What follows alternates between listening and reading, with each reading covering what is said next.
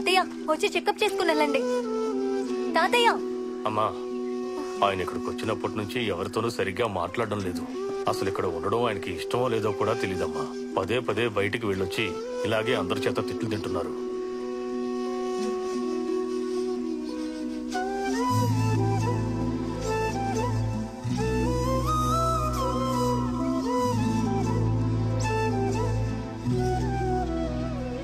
బాధపడకండి తాతయ్య, ఖచ్చితంగా మీ ఇంటి నుంచి ఎవరైనా వచ్చి మిమ్మల్ని తీసుకెళ్తారు.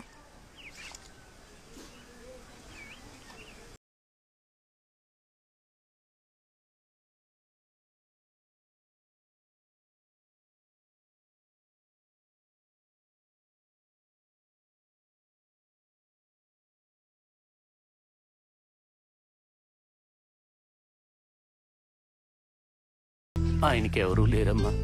ఆయన ఒక అనాథ.